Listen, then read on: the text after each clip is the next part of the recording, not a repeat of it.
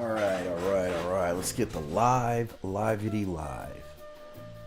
Just setting up the TikTok stream so the TikTok audience can get up in here too. But today we're going to talk about Carrie.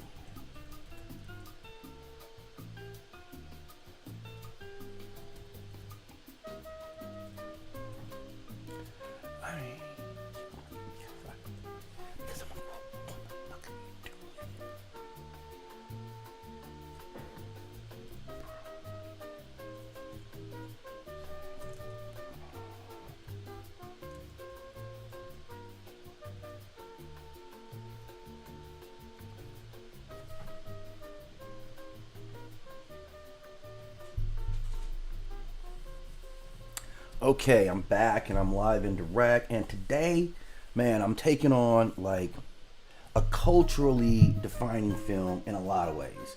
And this is going to be, for everyone who doesn't recognize that image, this is the 1976 edition of Carrie, right? Carrie White.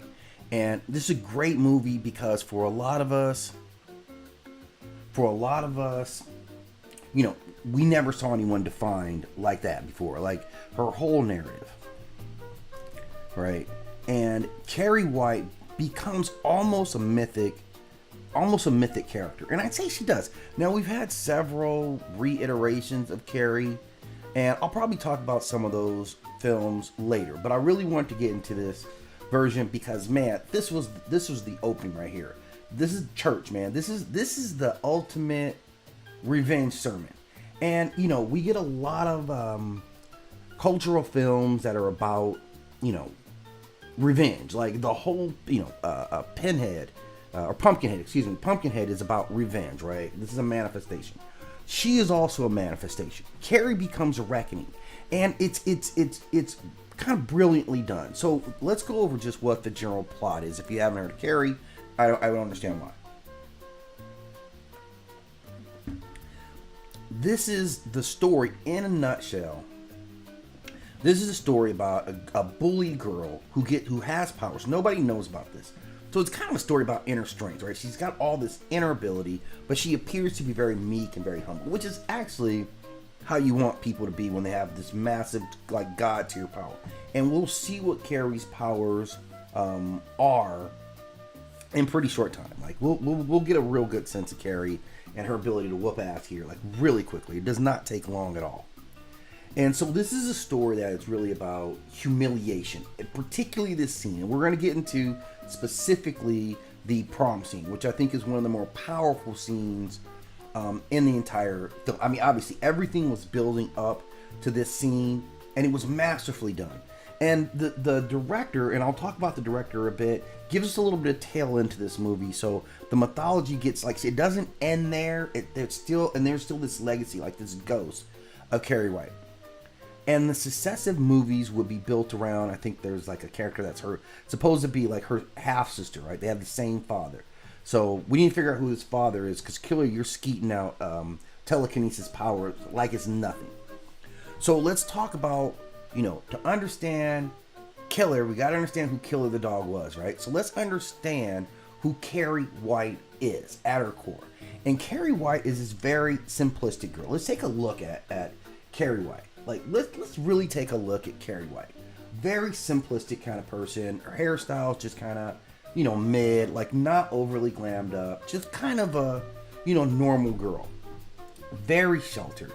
And we see this. Like, she's spiritually starved by her mother's extremism. And we'll talk about that. That's religious extremism. But the choice of this actor, yo, what up? What up, Daddy Dutch? Yo, what up, man? That's my dude. I'm back up in here. And today we get into this cycle right here, right? Carrie White. But why she is this cycle. So she's hyper, you know, she's hyper sheltered by her mother. Like, I'm good. Like, you see right now, I'm talking about one of my favorites. Like, this scene out of the movie, man, I'm telling you, this is everything right here. Because she puts it down. This is telekinesis, which is the physical manifestation of her suppressed emotion, right? Right, if you guys have seen this, I don't know who in the audience has seen this movie. Like, I've watched this thing several times and never thought about really doing, you know, this in-depth breakdown on it. But she's not a villain. This is the important part. She's not a villain. She is the product of just abstract cruelty. Man, you gotta watch Carrie. I'm telling you, this movie is like, I think it's like an hour and a half long. It's like 90 minutes, man. But I'm telling you, this thing hits the gas right off the bat. Like, you get it, right? I'm gonna give you the breakdown on this, okay? So again, this is mid 70s. This is my era. I'm born in 72. This is my mom's era right here, right? So there's a lot of taboos that Hollywood's dealing with, like anti-heroes, realism. Like, we're just coming out of Vietnam. And let me tell you right now, man, our parents was shook by Vietnam. Vietnam changed our parents.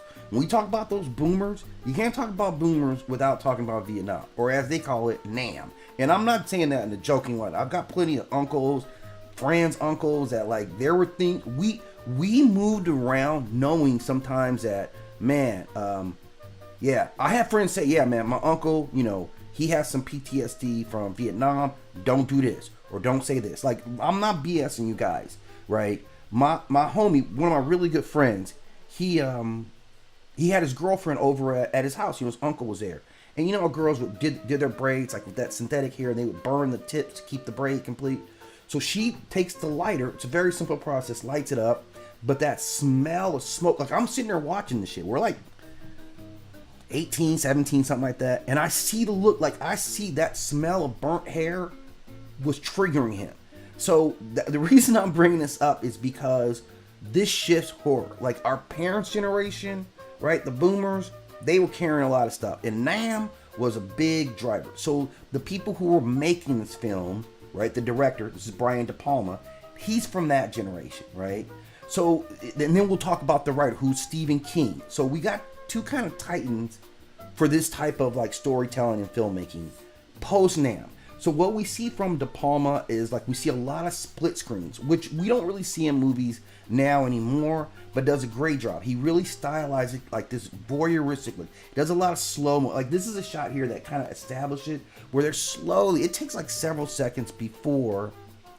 All right, homie, I'll catch you. You know I'm gonna be back tomorrow at the same time. So I got you. I'm down, and we'll talk. I'll have something really good for when you come back. All right.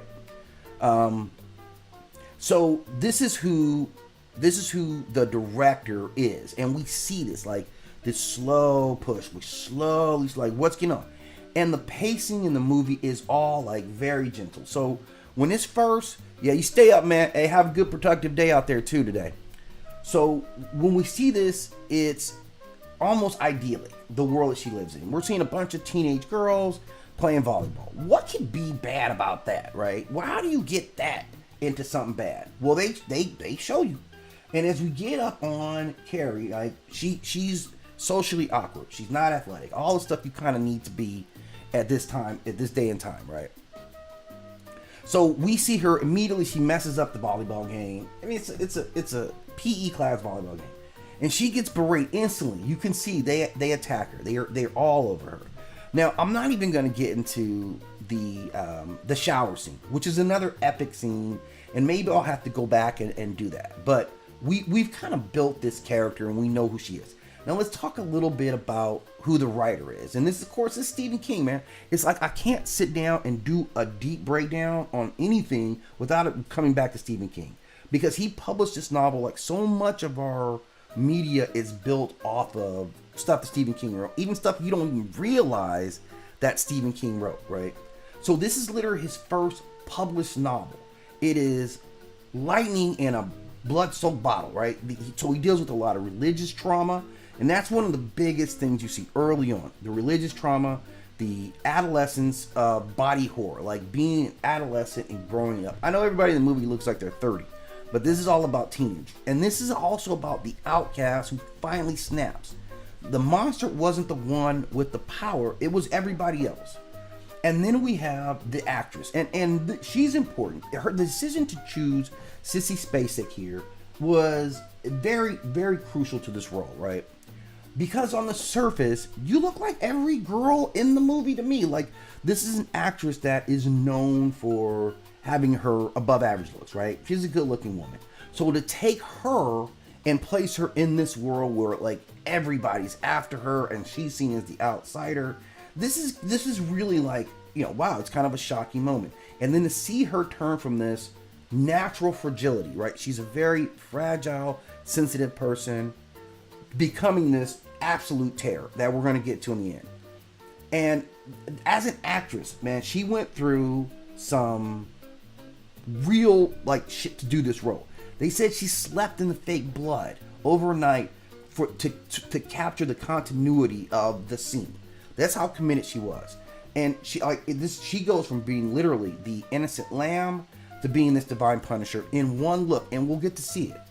So look, this is like a lifetime of pain in 90 minutes, and we get there when it's really jumping off. And the psychological, like, what also needs to be talked about is the emotional buildup, like the actual level of psychological torture that this girl goes through. And all she's doing is seeking validation in some kind of way. She's hoping to get some kind of validation. She is a complete outcast, right? And this is the locker room, right? And all these girls are grown. Like, these are grown women. So she's the outcast, and by some machinations of Amy Irving's character, the popular guy Tommy asked her to go to the prom. She's never been on a date, right? Her mother. Now, man, I can't not talk about the mom. I was trying to save the mom for a different breakdown, but I gotta talk about how insidious the mom was. So if we listen to what he's writing, Stephen King doesn't think religion and Christianity is a good thing in any way, right? Because the mother is an extremist, and it's to the point of not only it's embarrassment outside of the house, because she talks to everyone that way, and everyone in the town, it's a small town again, and so everyone kind of like tiptoes around her, and oh sure, Mrs. White, here's $3 to support whatever you're doing, buying Bibles for someone. That's what she's all about, right? So this is what the backstory is. At home, she is just beaten down by this stuff. And she's got these emerging powers, right? She truly is the first Jean Grey, right? This is her. She's got. We can see a whole host of stuff: telekinesis, a form of like psychic empathy. There's probably like some pyrokinesis in there, like just an overall god tier power. That's actually what she is. She's this god tier person walking around in the meekest of forms. Which kind of reminds us a lot of mythology, right? Even when we think of like the whole Christian, right, where Jesus is here, but you're the most powerful guy around, but yet they got you strung up on the cross and they're laughing at you and pouring vinegar in your mouth. Imagine that as a movie. So by the time we get to this, and this is like, we're like an hour into the movie. I think the movie's totally like 90 minutes. So we're 60 minutes in. 60 minutes of watching this girl get beat down. Like Funkmaster Flag had 60 minutes of funk. She had 60 minutes of beat down. Humiliating stuff, very personal stuff. There's the whole like she's experienced her menstrual cycle for the first time. She doesn't understand any of this stuff. So, and again, this is from her mother. She's taught that her body itself is bad. She's taught that she's the outsider and the weirdo.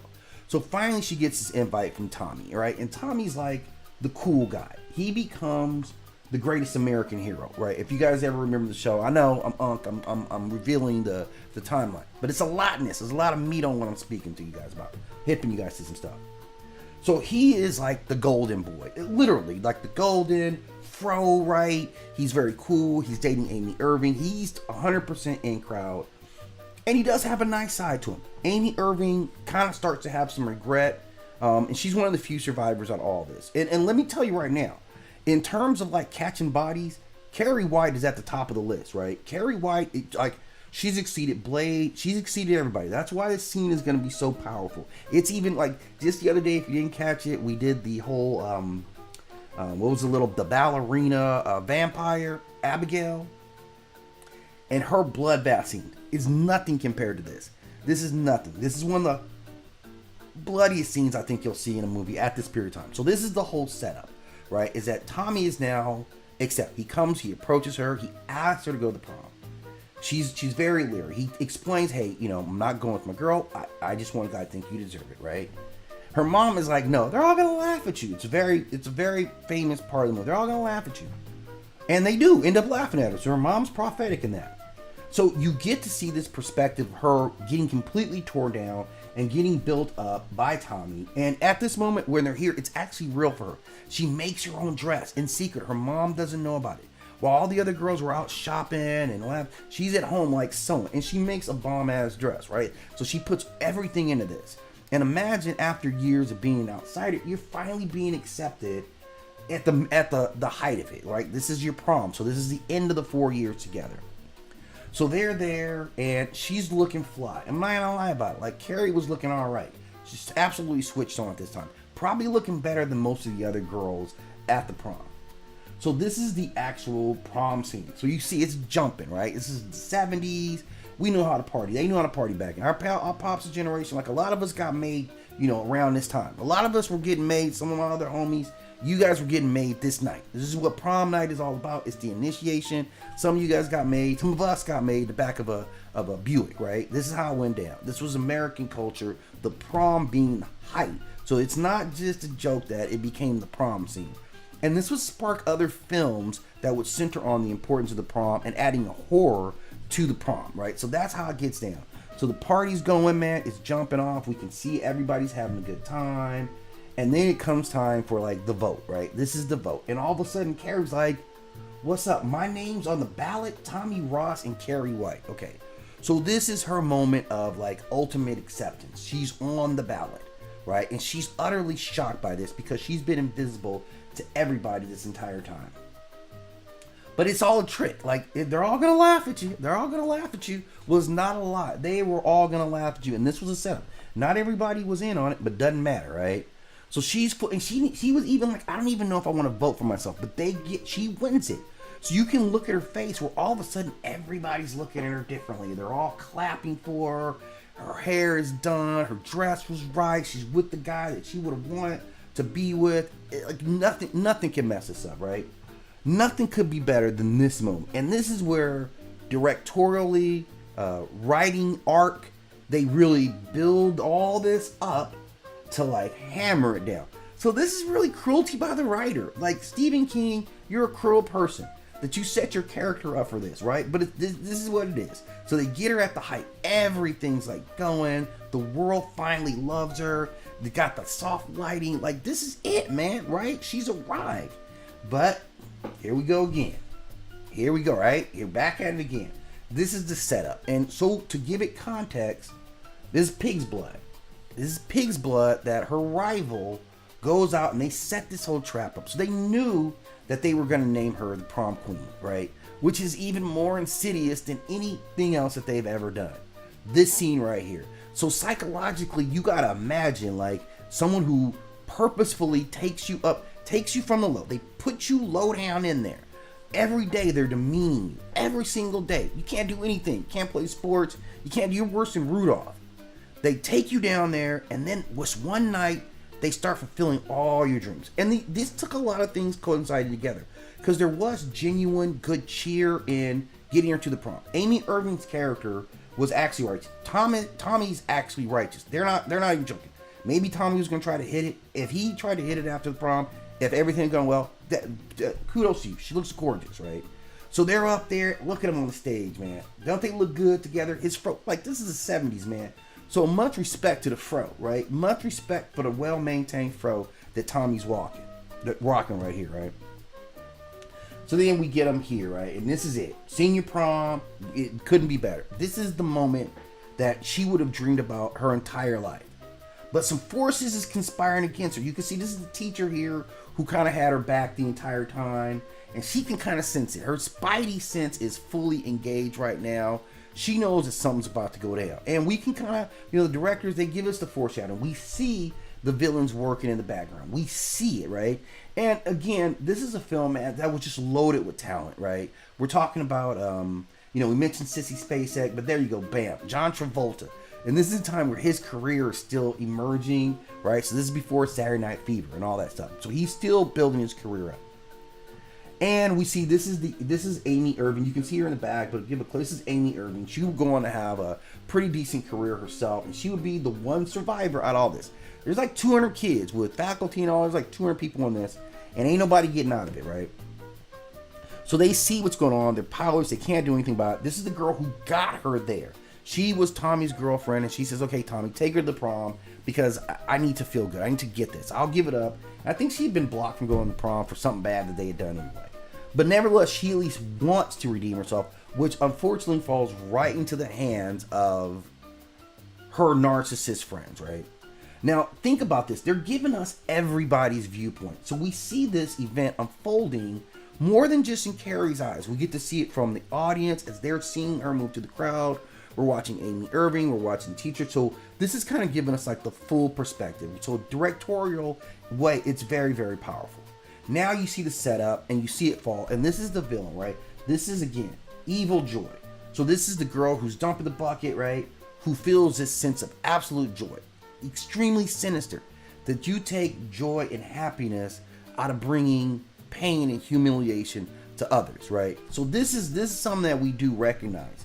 And what does it bring about, man? It all goes down. This is when the movie really gets dark.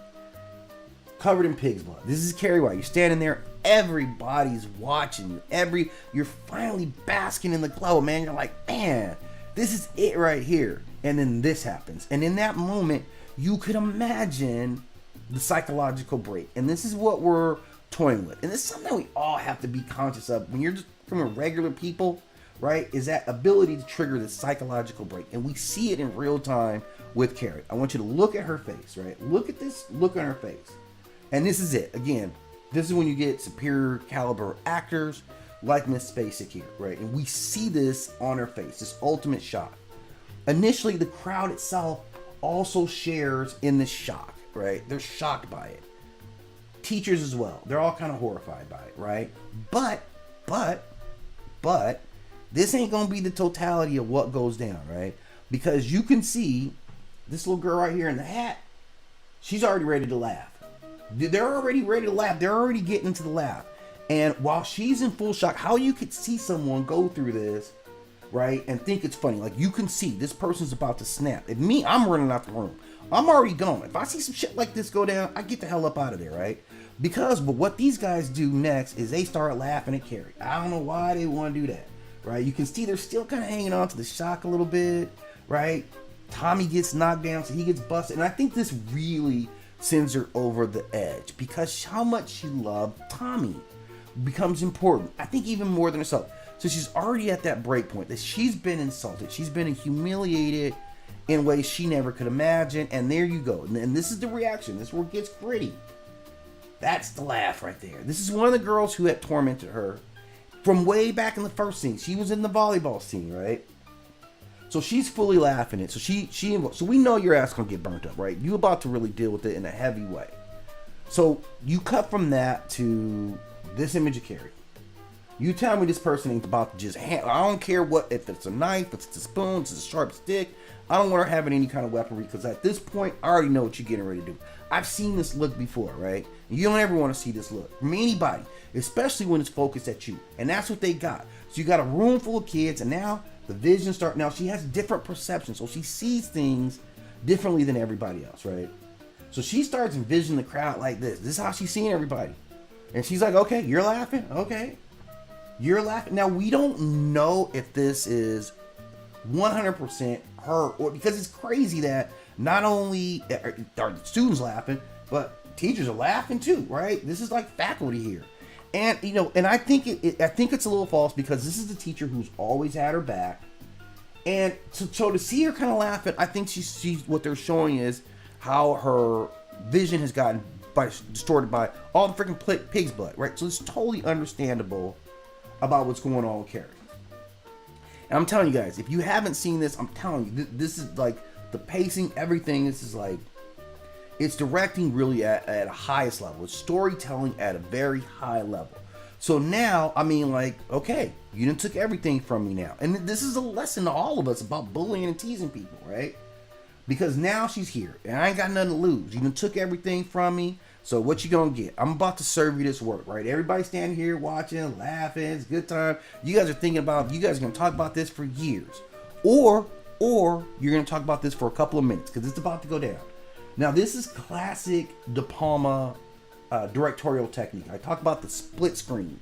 So we see Carrie here, and we see the perpetrators, and now they're running. John Travolta's the boyfriend of the girl, right?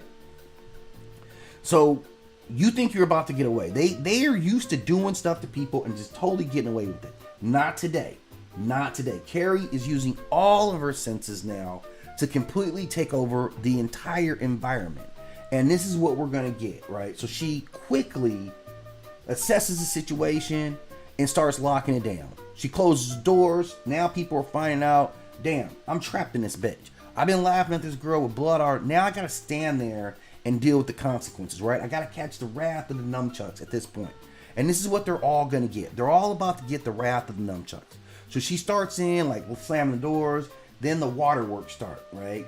So there's electricity, there's water, right? Then there starts to be fire. Everyone's totally in fear.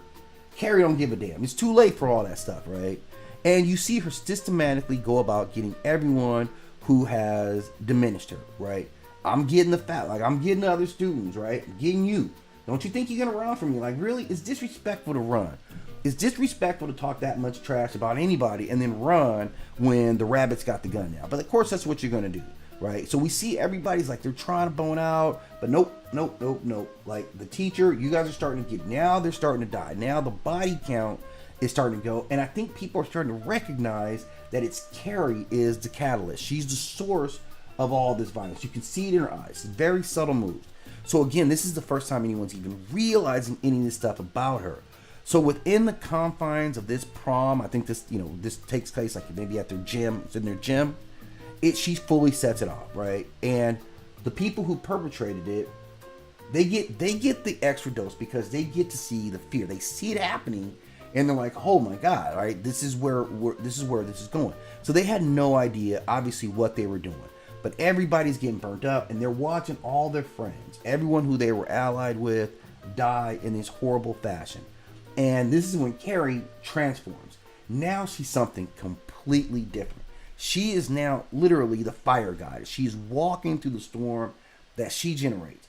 I mean, this is like directing and acting at the height of it as they're telling the story. So this revenge is now starting to come full circle. You guys got 60 minutes of torturing me, and I'm about to make it all up in like 7 minutes. 7 minutes screen time. I'm about to heavily regulate and change this entire story. And she's not letting anybody out. Everybody's getting caught up. You can see the whole place is consumed by her fire. This is her walking out the door. Carrie. Nobody else, right? Nobody else walks out of here at all. So the fire engine's on the way, and you think the couple, the John Travolta couple that initiated all this, they thought they escaped. But no. And here's the thing. She's walking down the road. She's walking home. She's not even actively pursuing them. And here we go, right? Here's them in the car. Like, well, let's try to run Carrie down. This is John Travolta. So she handles that business like everything else, flips the car open, and this is how the main protagonists die. Burnt up in this car. They get to flip over, get some damage, but ultimately she gets to die in this car. Now Carrie, being the person that she is, still hangs on to her calm nature and calmly walks herself home. But the murder has already happened. The scene has taken place, and this is how she kind of starts to wind out of it. Now, she's completely lost her sense of humanity, and in that moment, and all she wants to do is reclaim it. And the only way she can do that is by jumping in the bathtub. So I'm going to end this breakdown here because I want to talk about her interactions with her mother and what that means. But what we see here in this, what I would call a modern myth, is this archetype of the bullied kid, the person who takes all this abuse, and the whole town is kind of down with it. Like there's a few people here and there that kind of stand up for, but we can see when it really got nitty and it really got gritty, that those same people engaged in laughing at her, right? So this story to me, man, is a lesson. Like it's a hard written lesson, and you better quit tripping on people. Like she initiates this purge that consumes everything about this perfect night. Sprinkler systems, blood, the fire. This is ritual cleansing is what it is. It was baptism, and the reason it's so bloody is because of that initial trauma, right? The whole menstrual cycle thing is woven into this. So this becomes hellfire. The door slammed. There's no escape. This judgment is final. You had your warning. So she serves as the scapegoat who becomes the avenging goddess. So in those terms, in mythology, I think about Hecate, I think about Kali, I think about Lilith. This is the moment that she's having. This is a Lilith moment. Sue, who lives, is the witness. she becomes remorseful. She's a survivor, and she would go on to tell the story and warning people. Chris and Billy, again, the John Travolta boy-girlfriend team, they're the tricksters. And they get punished by their own plot. Like, their car becomes their chariot of doom. And the mother, Margaret White, she becomes the Inquisitor. And she fears the very power that she births. And it's a weird disconnect in her religion that she doesn't see Carrie as something that is divine. That God created her, God created those powers. So whatever she takes out of her belief system, you know, she pulls it through. I don't understand. So what we see symbolically is the bully dies in the chaos that they created. That fire becomes the purification of their hypocrisy, and the prom becomes like the temple. This is the altar, and then becomes this mass grave. So this leaves a legacy of influence. This really is one of the first times we really look at telekinesis, at least I saw on the screen, of like a regular person developing this ability. And then we kind of get a real sense of who Carrie White was on an emotional level. We feel like we know Carrie almost all the way through it. And I think the most tragic part in the film is that she dies. You know, again, I don't know, maybe she wouldn't have wanted to continue after this. She tears down the town by burning up the school. Like, everybody in her class is now gone, right? The town is literally devastated by this. Her mother's also gone by this time. So maybe this was a decision that she ultimately burns the house down with herself in the house. So just a tragic story on every front, but highly enjoyable if you enjoy like true horror.